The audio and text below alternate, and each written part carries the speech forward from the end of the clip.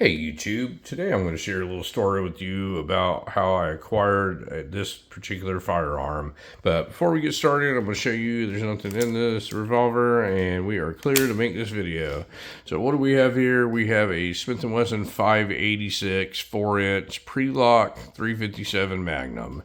So when I say pre-lock, this is before they started putting the internal lock on it, and this is a dash 4 configuration. So the dash 4, they started making them in a round butt instead of the older square butts, and they started cheapening things up just a little bit. This one came with rubber Packmeyer grips, and I put these combat grips on them. So purpose of this video is to tell you how I acquired it. I've been doing a couple of these videos here, and I didn't get every single one of my firearms by these good of deals, but I picked out a couple of these ones that I've gotten some incredible deals on, and I figured I'd share with you. People, if you're patient enough and there's something that you want, just be patient. It will come along sometime in life. Just don't never get down and never get antsy and then go out there and make rash decisions. Things come along in your life and you'll always get a good deal. So whenever I make a really good deal, I'm like, I can't believe that just happened. That'll probably never happen again. It always happens again. So I just even stopped saying it. So what we have here, the Smith and Wesson 586. I'll tell you the story about how I got it, and I'm going to tell you exactly how much money I have in this thing. So these are pretty pricey in today's times. You know, the 686 ones are a little pricey too, the stainless version, but these blued ones actually command a little bit more money because it seems like there's not these ever laying around. You never see the ones in blued. They're not rare or anything like that. I hate using that kind of word, but when you see the ones like all at the gun shows, you're always going to be the stainless ones and the old ones. Hardly ever see the blued ones. So this is the second one that I've owned, and I'm going to share a story about the first one maybe at a later date, but we'll just deal with this one right now. So the way I acquired this gun is there's a local website around where I live where people buy, sell, and trade their firearms and their apparel and all their equipment and stuff like that for firearms. And my father always told me that whenever you go to buy something, you buy it when you don't need it. If you buy it when you don't need it, you know, you're probably going to get a little bit better deal, and then one day you will need it. It's the same concept as going to the grocery store when you're hungry.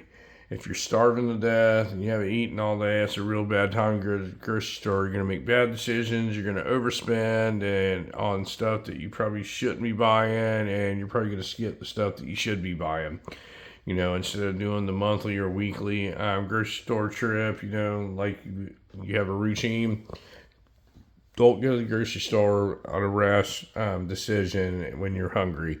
Same thing with buying firearms or ammunition and stuff like that. And I have a ton of ammunition, a ton. When we went to this little pandemic thing and all the ammunition was off the shelves, I still had ammunition. I could go shoot and stuff because I buy it when I don't need it. I buy it if it's a good deal, I'm going to buy it. So I found this guy. He was selling 500 rounds of 45 ACP ammo, and 45 ACP guy, shoot a lot of 45. And it was a really weird ad that he had listed. And no pictures or anything. He just said 500 rounds of 45 ammo and 357 Magnum. Well, I don't know if that means he's got, you know, 357 Magnum ammo, 45 ammo, if he's got a firearm. I have no idea. Guy had no kind of phone number, no kind of pictures or anything. Well, for days and days, I went on emailing back and forth with this guy, and usually I lose patience pretty quick, but in my older age, I've learned to calm down a little bit and then see what happens. So I asked the guy for his phone number, told him I was interested in the ammunition, and he would go, it just went on for days. Well, finally I got his phone number, and I was like, what do you want for the ammo, the 45 ammo?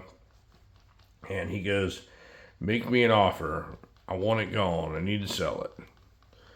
I was like, well, I sat there and thought in my mind, in today's times, you know, 30 cents a round for 45 ammo is a pretty good deal. It's usually about 50 to 55 cents in the stores. 30 cents used to be the norm. I used to try and buy it for less. But if I'm buying something from some guy, like in a parking lot or something, I'm going to get a deal on it. And if I don't get a deal, I might as well just go to the store or order it and have it delivered to my house. So I told him, I was like, I'll do $100 on the 500 rounds of ammo. That comes up to 20 cents a round. That's under what the normal 30 cents a round used to be before the pandemic, before the ammo prices went up. He goes, I don't know if I can do that. I was like, well, let me know when you can do that. If you can do it, that's fine. It's a little bit of a drive over there, but I'll do it. So he agreed to do it, and we agreed to meet on a certain day, and everything was good. Well, while we were, the weekend came, and me and my significant other went out driving around. We like to go exploring on the weekends. And I was like, I'm going to fit in this ammo deal in today. So we'll just go over to that section where this guy is. We'll find stuff to do over there. And we'll fit in time to go make this ammo deal. Well, I called or checked. No, I texted the guy up and I was like, okay, I'm ready. I'm so many minutes away. Is this deal still good? He goes, well, I have more ammo than the 500 rounds. Well, since I was already buying it at 20 cents a round, I wasn't going to sit there and argue about price or anything. And I was like, just bring it all. Bring everything that you have, and I'll take a look at it. And I was like, and bring the 357 Magnum too. So I thought he was going to be bringing whatever 357 Magnum ammo he had and whatever 45 ammo he had. So we get to this parking lot, me and my significant other, and I'm like, I wonder if this guy's even going to show if this is a scam or what. Well, this really sketchy looking, shady, old beat up pickup truck is pulling up with two guys in it, and they get out. And I'm not one to judge people or anything, folks, but these did not look like the most upstanding citizens. You know, it was a pretty rough part of town and all that. So I was like, show me what you got here. So he opens up these old ammo cans, and he ended up with about 2,000 rounds of 45 ammo. I think it was 2,000 rounds. I was like, perfect. I was like, so what else do you have? I wasn't going to sit there and give him the whole price, how much it was and everything. I was like, where's the 357 Magnum? He goes, hey man, get that out of the front seat. He told his buddy that, and he come walking around with a pistol case, and out comes this thing. I thought he was going to bring ammunition, but he had this Smith and Wesson 586 in there. I was like, oh wow, so that's the 357 Magnum. He goes, yeah. I was like, well, let me see it. And I didn't get too excited or anything. I was just looking it over, and I was like, well, what do you want to get for that? He goes, make me an offer, $1,000. And I was like, I'm not going to do that. I wasn't really in the market today to buy a firearm. I just came to buy your 500 rounds of 45, which turns into 2,000 rounds. So I'm getting a little low on funds here. And he goes, all right, I understand. I just need to really sell it. So I was sitting there looking over all the stuff and everything. And I was like, would you be interested in making a package deal on everything? He goes, yeah, I want to sell it all. He goes, what are you thinking? I was like, I'll give you everything in my pocket, and I'll take the revolver, and I'll take the 2,000 rounds of 45. He goes, how much are you thinking? I was like, I got $900 in my pocket, and I showed it to him, pulled the 9 $100 bills out. I was like, this is what I'll give you for this.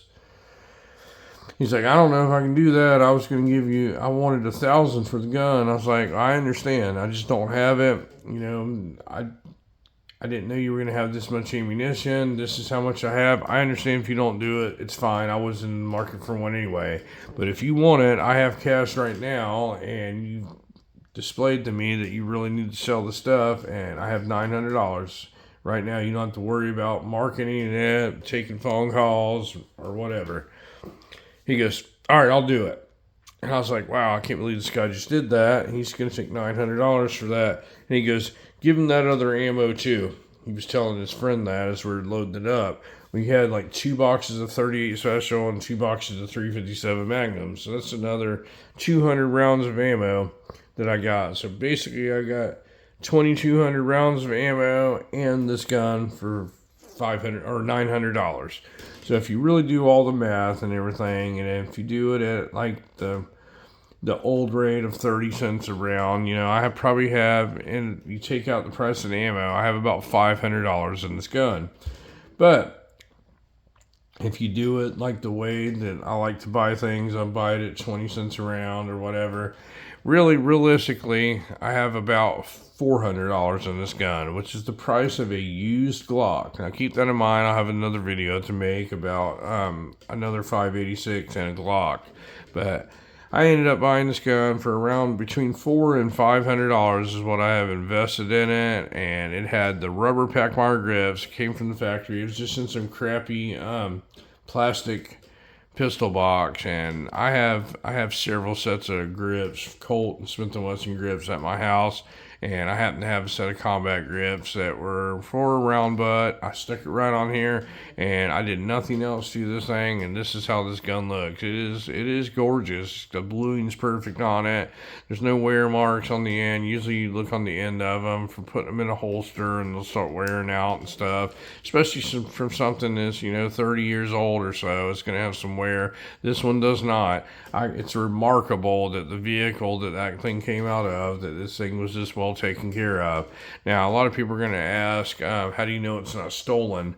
There's a certain website that I used. It would really only work for where I live because it's a statewide government stolen gun check, and I always use that. I always run the numbers before I take possession of the firearm, and only once in my life have somebody tried to sell me a stolen firearm, and I did catch it that way.